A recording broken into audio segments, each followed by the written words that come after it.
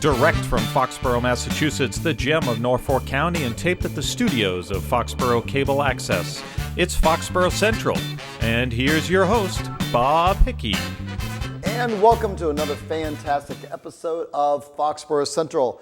I am your host, Bob Hickey, thanking you for taking the time to join me and my guests as we talk about the people, events, and organizations that make Foxborough truly the gem of Norfolk County. And speaking of gems, you can't really say we stand alone, we're not an island. And when it comes to the first Bristol district, we are one of three communities that are represented ably by our state representative, Jay Barrows, Fred J. Barrows. How are you doing, sir? Good, great, thanks, Bob. Thanks for having me in. Well, thank you so much. I always love having you come in, and it seems like we're old friend now because not only have you come in on regular occasions, give us an update on the state of the state, and that is what today's episode is. It's a Beacon Hill update.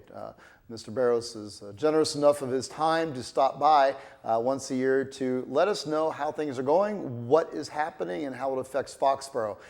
So this is our opportunity to ask a few questions and get a little nosy. So I love digging into state politics. There you go. And this is our opportunity to kind of lay it out there and let us know in Foxborough how things are coming down the pike. So speaking of the pike, your daily commute up to Beacon Hill, is it getting longer, shorter? Are you still loving it? Well, I still love it. The commute is horrific if I drive. I do try to take the train as often as I can because the schedule is now changed, works a little bit better. But traffic, which leads me to believe the economy is doing much better.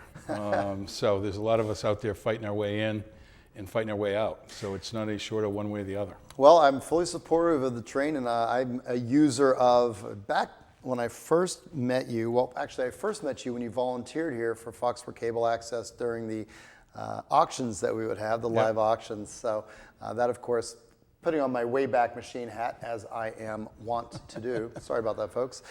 But since you were elected, you were first elected in 2006. Yep, and took office in January of 2007. And of course, we've had great continuity of that seat. Before you, it was Jenny Coppola, who's currently our veteran member of the Board of Selectmen. And before that, of course, her husband, Mike, who hosted this program. In fact, our community is a small one and a vibrant one, and we all know each other, and it's wonderful. And of course, before that, Barbara Highlands. So there's been some phenomenal continuity in the 23 years that I've lived here in Foxborough. So with your continuity, we're now entering the 10th year and you're up for re-election. We're not going to talk about that per se, but we are going to address how nice it is that you've been up there for 10 years and that you've created relationships, because that's going to be the springboard to things like the parking lot on County Street and creating that opportunity, which then sort of leverages the growth that can happen. Because I'd love to talk to you about Mansfield and the phenomenal revitalization of that downtown area and the construction that's going on. Too many things. I know we've only got half an hour. We're never going to get to it all, so let's just start at it. All right, good. No, we've really seen great efforts of the community leaders, everybody, planning boards, zoning boards, selectmen, water and sewer commissioners. All of that has been important as we've moved forward. One of the promises that I made and can say today that I kept was the expansion of the regional sewer. Again, as I said to you in the past, and the folks in Foxborough see me and I'll always mention it, but it's not the most exciting subject, but it was one that we set out to try to solve the problems that we had. And for the decade before, we were somewhat stagnant in all three towns because we didn't have any additional capacity. I know in the past we've talked about how we had to, we paid for flow as customers in Foxborough and Norton, flow that didn't actually exist. It was based on some crazy calculation that was done on Title V.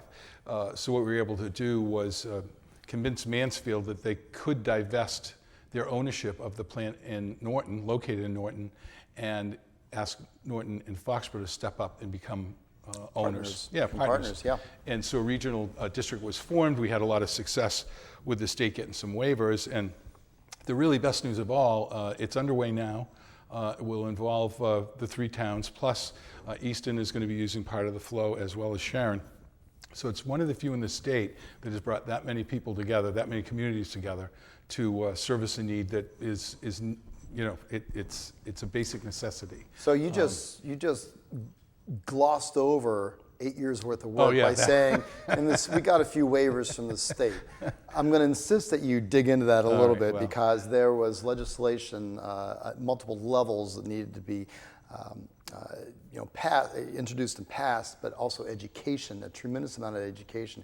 Because if my little memory serves correctly, the way the law was written, you could not take flow and discharge it into a different aquifer or in a town outside of your geographic. So it became one of not science, but one of lines drawn randomly on a map that were created back in 1789. So you were able to dig into that. Well, we were able to prove one of the first big hurdle was to prove to the state, who manages our water, that in fact we share the same aquifer, and that was huge. That was huge. It was huge, and I thank all the people that understood the science of that, and were able to prove it to the state folks to say, we share the aquifer. So if we put it back in down at one end versus another, that reduced the cost by some $11 to $15 million if we were to pipe the water back to Foxborough, to the top of County Street where the parking lot is. We remember that discussion well. Yeah, so we were able to get the communities to work together, and we were able to buy some additional land in Norton that allowed for the recharge to happen. It's basically 6 big cranberry bogs that the water will fill every day from being processed, and then it'll go back in to recharge the aquifer that we all need very much. That's amazing. So we were able to get that done, and then the final caveat was that recently, because of the nutrient reduction levels that were created in the design of the plant, we qualified for 0% interest on 62% of the funding for 30 years. Really? So in a roundabout average number, we saved about $9 million on the cost of the project when you factor all the carrying costs. So it was huge, and I'm sure the ratepayers are going to appreciate that. It's still an expensive proposition, no doubt, but by doing that, and we had legislation that had been filed actually to help the Cape, because Cape Cod is in dire needs of regionalization, and they weren't as far along as we were. And with the work of the area reps, Senator Timilty helped draft the legislation, get it through the Senate, Representative Poirier, who at the time had Mansfield and Norton, Howitt out of Norton, Lou Kafka from Sharon. It came together. That's fantastic. They're digging now. They're putting the lines in a number of areas, and the plant's being expanded. And I think I said last August, in 4 years we'll be able to use it. They can tell you this year it'll be another 2.5, and we'll be ready to go. That's great. And we're seeing a lot of activity spurred as a result of that. Well, that's my next question, is how is that now being realized as far as growth opportunities here in Foxborough?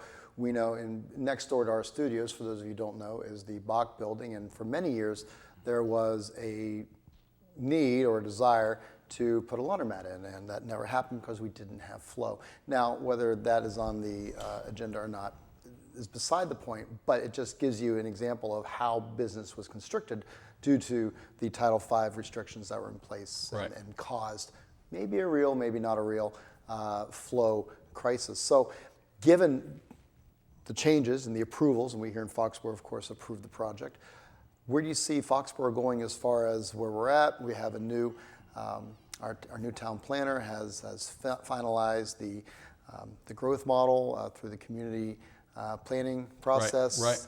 And then we also have our fire hall that is in the process possibly of being sold. And just where do you see? Because I see the growth in Mansfield every day when I take the train, and that's phenomenal. I think you're going to see some controlled growth here. I mean, we're seeing the development or the redevelopment of Foxfield Plaza now will be called Forbes Crossing, and it'll have a 120-room hotel, Hampton Inn, that's going in, and that's the result of additional flow being created that we use actual now as opposed to the Title V. So we've got flow that we didn't have before.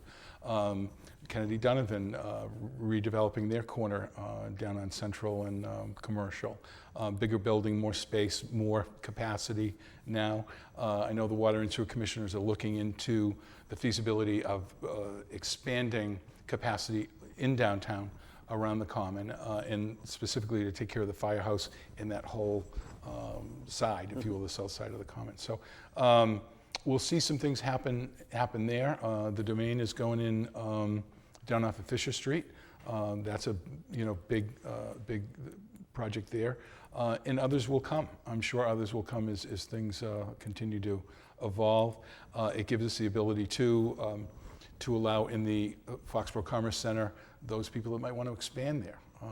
Because maybe they were restricted. Meditech is in the old Commercial Union building, and they've got a lot of people in there. So that'll give them some more room to manage that. And we want to keep the businesses here. It's really interesting you mentioned that, because unlike the Mansfield Industrial Park, our last buildable lot for expansion was taken by the creation of the lodge, right? So the only way to increase is through expansion of the existing buildings. So that's a great point, one that I don't think people recognize. And we've done that with some success in Mansfield, where we changed the lot area floor ratios so that people could stay, and grow a little bit. I think we're going to see in the future the better job we can do with public transportation, reduce some of these parking lots that are huge, and revisit that to really understand what the actual need is of the facility and create around them to get rid of some of this pervious or non-pervious tar pavement. There used to be a trolley that goes from up there to down there and went through Foxborough, so why not again? Maybe not a trolley. Maybe not a trolley, but why not think about something like that, and not the 1865 technology? We've had this conversation with the town manager, mentioned it's the selectmen and the planner and GATRA, and to say, if Mass DOT, they do own the line from Mansfield all the way to Framingham. What would that look like if light bus were used and you synchronize the intersections? I think there are 11 of them. That a pathway or a trail or a very moderate in an electric bus or a gas-fired quiet. I mean, we really should be thinking out of the box. It's 2016, and not looking at running some locomotive that you got to leave plugged in and running at night because it's 25 below zero. Right. So, and some of these conversations are starting. So the work we've done in Mansfield around the train station with transit-oriented development, we're seeing 85 new units go in with commercial underneath, where Gino's Cafe used to be, and Mass Glass. Yes. And, that whole block, the Pascucci block, has come down, and they're putting footings in now for the foundations for that building. Will be really cool. There's some conversation across the other side of the tracks to look at somebody coming in and doing something there. The train service, while continues to need improvement and reinvestment, it's doing much better. So we've finally got some of those bumps out of the rails, if you will. So there's a lot going on. The chocolate factory in Mansfield, it's on the Foxborough-Mansfield line. That made the National Registry of Historic Buildings and is now going to be converted into 120 apartment units with some restaurants and some other things that'll go on up there. And quite frankly, housing is economic development. It really is. And we bring in a talented workforce. We have employers here that need people. Down in Norton, we just landed a company called El Nilam, which is a drug manufacturer who is making about a $50 million investment in the Norton Commerce Park across the street from Horizon Beverage. 200 high-paying, clean, high-tech manufacturing jobs with a whole scale of needs, employee training and characteristics. Sure. So, and I think we're leveraging a little bit of what took place at Wheaton College. They spent, $50 million creating a life science lab by the Mars Foundation. And we're teaching people there now who can go over here and stay in our area, which is so important, so we don't have that brain drain of the exodus of people leaving. Well, if you look at Boston and how Cambridge has developed, and with the universities on site creating that recruiting funnel, it absolutely makes sense. It's a great mechanism, It absolutely makes sense. And then the work that we're doing at Southeastern Regional Votech and the investments we've made there, really seeing a high quality student graduate come out of there to go on to higher ed or enter the workforce with some of the skills that they've learned there. So, it seems as though regionally we recognize that if one community does well, the others benefit from that. One of the things that we're going to be celebrating in August, the end of August, Governor Baker is going to come speak to an event sponsored by the Tri-Town Chamber at the Deutsche Bank Championship on Tuesday the 30th. And we're going to introduce a regional video that all 3 communities took part in sharing the successes that we've had and the great assets that we have as communities, and the fact that we do work together and we are business friendly and business ready to work with those employers that want to seek here and be here and grow here and be part of our community. So it's pretty cool stuff. I love talking about success, and I love talking with Jay Barrows, who is our state representative up on Beacon Hill for the 1st Bristol District.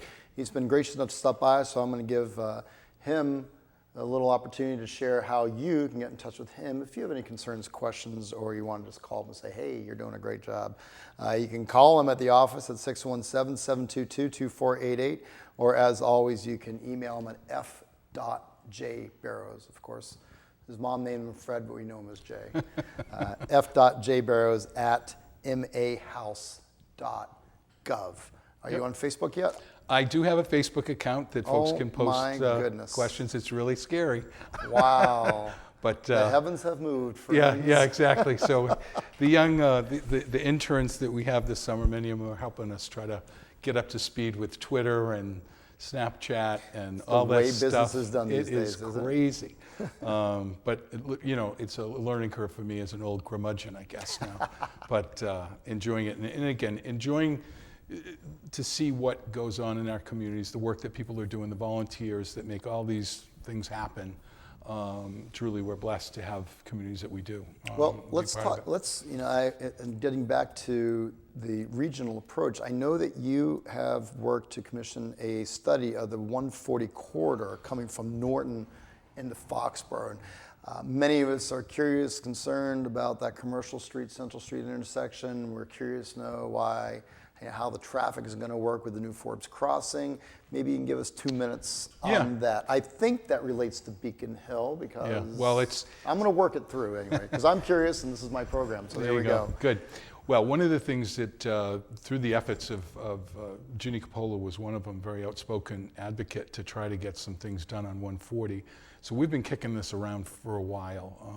140 was designed and laid out back in the 70s as a result of 495 and 95 and a connecting link. And as you know, when you get down to Norton, you kind of do the roundabout jug handle thing to get back onto 140, which we all used to know as Central Street. Yes.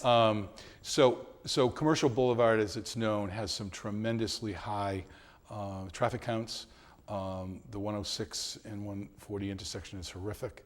You go down to Norfolk Street, you come up here to Walnut, your favorite Central and Commercial that the state designed that we don't know how. We've been picking away at it over the years. We put $800,000 into a transportation bond bill a couple of years ago for Central and Commercial. It's authorized, but will it be spent? I don't know. The SERPID thing, which is the Southeastern Regional Planning District, which is responsible for Bristol County, agreed with us that Foxborough should be included in this study. Typically, SERPID will take and study an intersection or study a quarter of a mile or something. I was going to say a corridor stretching We never across, have done it. and Right. actually, it essentially goes across an interstate if you think about it. It does. So it's a rather amazing project. It's amazing. And so the advocacy that a lot of people put some effort into, including Senator Timilty and Representative Pori and Representative Howitt, myself and Representative Kafka said, look, this isn't like what happens up here has an effect on what happens down there. So to understand that, we need to look at the entire area. And it's amazing the statistics and information you can gather by asking the business owners along the way, like, what are your point of sales? How many customers are in and out of here every day that you can't always measure with a rubber hose across the street. So we've collected data. We had over 200 people participate in the 3 community segments that we set up in each town. We'll get everybody back together hopefully in October to start sharing the data and then seeing if we can draw some conclusions. But to have the 3 town managers sign on with a letter of support, the boards of selectmen the same in all 3 communities, and recognizing this is a unique opportunity that we have, and we'll better understand what goes on, and using modern technology that's available today, and Serpent to pick it up. It's a huge project for them, and they're excited too to do it. They really said, wow, this is our first time doing something, this big. And I said, well, come to the First Bristol District. Nice. We can always come up with something big.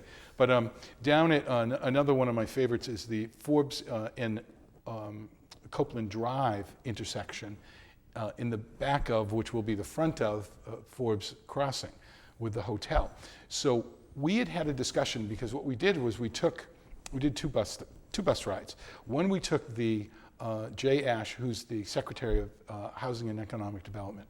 We accommodated him for 4 hours, and we drove him between Foxborough, Patriot Place, all the way up to the top, all the way down to the Norton Commerce Center. Really? And I got a brand new Gatra bus, and we put the town managers in each, and each town manager spoke as we drove through their community, what their efforts, or what they hope would they be able to accomplish with the state's help.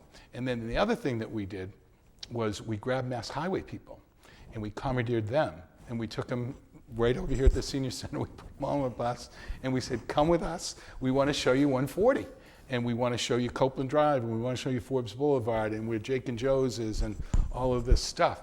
So we parked on the side of the road in the wood chips that were behind Foxfield Furniture, and said, what do you guys think about traffic lights?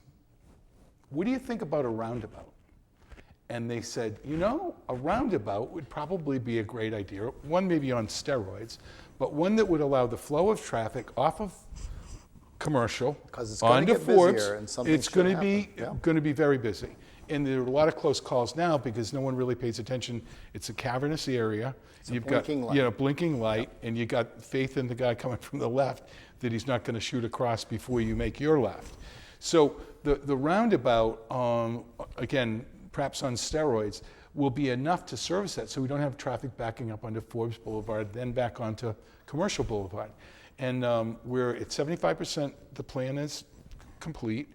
We've got an investment by the developer, and we think, fingers crossed, that we will have an investment by the state.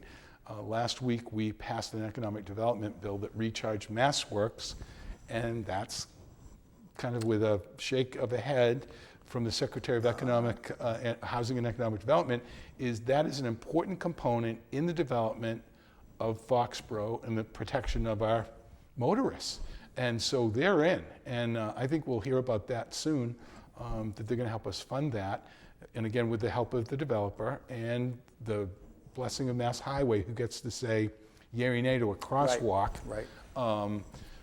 We're going to get that done. We just, back in, probably it was March, we got a $2.3 million MassWorks grant to improve the area around the train station, North Main Street, Oakland Street, in the Mansfield, again, right on the Foxborough line with County Street. So we're putting some money into that so that when you go into the bridge on County Street, you go over the bridge to get to the train station, reconfigure parking, make it more accessible, easier to get to, because now, as you know, parking in Foxborough and Ring Around the Rosie, like there's the train station, but you can't get there from here, So we're going to work on that, and that was, a MassWorks grant that Mansfield really worked hard, and give them great credit with their planning department and engineering department to present plans that say we are ready to go, and we're going to spur that with the chocolate factory, as I mentioned earlier, with 120 units. We're going to spur it with 85 new units going in where Geno's and Mass Glass was. We've bought into transit-oriented development zoning. We've got to work on Route 106. So all this stuff ties together. But what it says to the business community is these guys have got their stuff together. And, we're on a very professional basis presenting these things and fighting hard, all of us, to make sure that they happen, and they're happening. And it's that experience, I think, that of all of us, the whole delegation, there's nobody that's trying to rise up and be the lighthouse. It's like, come on, everybody, let's all row together. And we've got that camaraderie, and much different than some other places. Well, I was going to say that it always does seem to be the case that there's a swath of development and government and sort of a, not necessarily a unified voice, but definitely one that's willing to hear and work towards a common cause. Down this corridor. So, So I even think starting from Randolph on down. Right. So. Yeah, so I'm really, hopeful that we're going to make some great headway and have it laid out for the next 25 years, as it was done before. It's not that it's failed, it met what it was designed for. And now we've seen additional development and greater opportunities. When you think about, since I've been in Mansfield Crossing down one end, Roach Brothers Plaza down in Epic, which are two big Aaron's entities. Plaza, even the Bradley's Plaza itself, with its revitalization. I mean, who would have thought 5 years ago that it would be the phenomenal growth generator that it is now? Right. The oncology center that Stewart Healthcare operates, down off of Walnut Street, it just keeps going. And it truly is amazing what's come in that time period. So it requires some change and some forward thinking. So really, excited to be a part of that and, keep pushing. And I can't say enough to the people of Foxborough how fortunate they are to have the government that they've elected in town. I've got a great town manager, a great CFO, a great superintendent, building administrator, Bill Yukna. I mean, it goes on and on. And the board is engaged.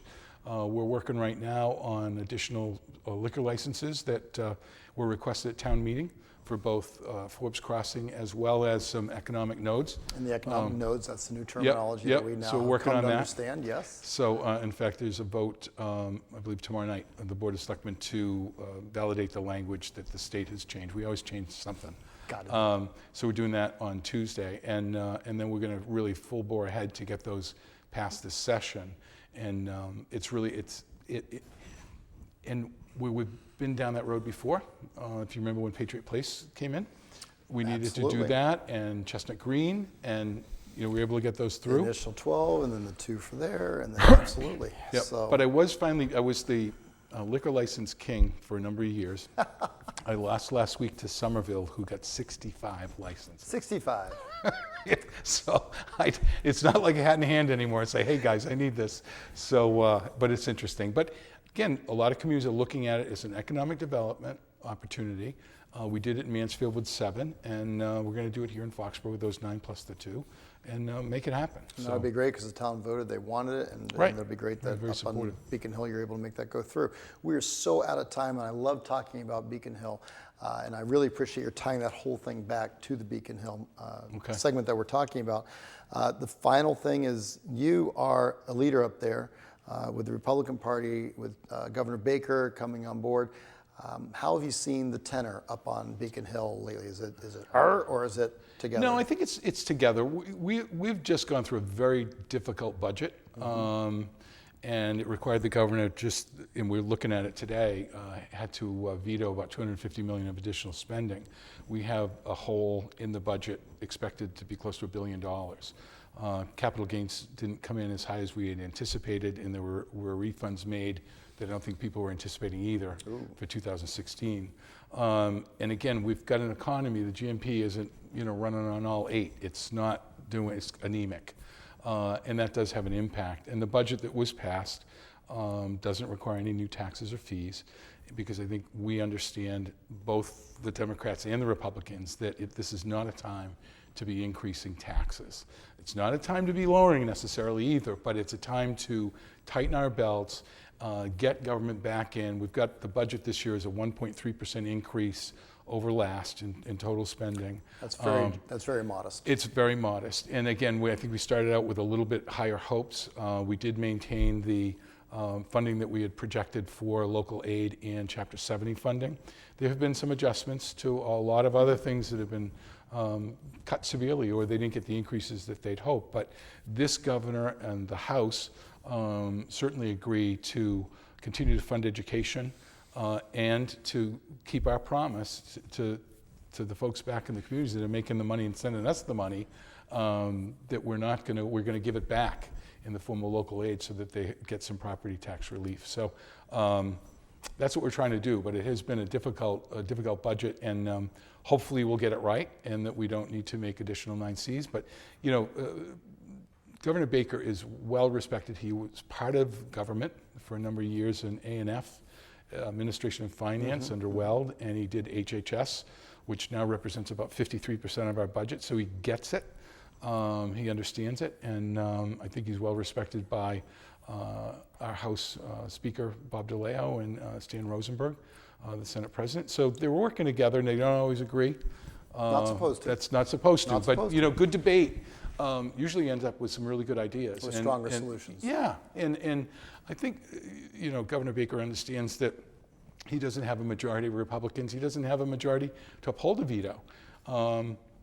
But he does have the bully pulpit, and you know, we're dealing with things that have been left over. The MBTA is a huge problem, and we rely on that.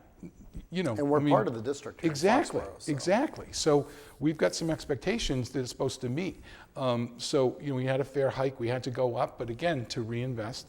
The opiate crisis that's going on, that's affected us all. Everyone knows somebody that's had an issue, and we're trying to create opportunity, more beds, the use of Taunton State Hospital for additional treatment, as well as some work on legislation to kind of change the mindset on prescription opiate, which, you know, when you get a tooth pulled, if you ever had the misfortune, you know, you get a whole bottle of these things. We don't need that. You know what, it's an interesting point you make, and I know that we're over time, and I apologize, everybody, but the Boston Globe recently ran a Spotlight, right? spotlight piece showing that Massachusetts physicians are responding at a higher rate to the opioid Right. you know, crisis, and the desire to decrease the reliance upon opiates as the stepping stone to the abuse problem. Right. And I think that's a positive step. Not only happens through education, communication, and a little pressure. Right, and that's bringing people together and saying, okay, we're not all good. Nobody's going to get what they want. Originally, Baker tried to limit it to 5 days, and then others wanted to go to 12 days, and some wanted to go to 9 and 7. So we landed, but we landed and we did something. So at least that's a step in the right direction. But there's a lot of work to do on that, and it's credit to the first responders that are helping people. But we need to continue to work. Unfortunately, I don't think we've hit the crest yet. Unfortunately, I think you're correct. Yeah, so doing the best we can. I'm going to give you the last word, sir. I want to remind everybody that we're speaking to our representative, State Representative Jay Barrows, who has led us ably for the last 10 years up on Beacon Hill. He's giving us the Beacon Hill update, which he does for us every year. So happy that you're here with us to give us this update. I want to remind everybody you can get a hold of Jay at the State House at 617-722-2. I could do this a lot easier when you're first elected. 2488. Me too. Or you can email him at f.jbarrows@mahouse.gov.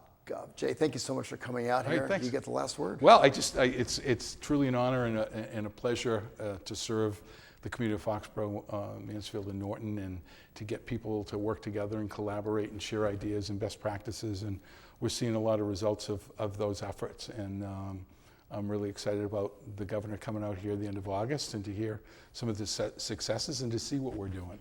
And maybe we can share some of those things with some other communities, but it's working well. So appreciate your work and the volunteers here tonight, and we'll see you soon. Well, speaking of working well, I think we worked well this last half hour plus, so my apologies to the programmer, but my appreciation to you for joining Jay Barrows and myself as we talk about Beacon Hill.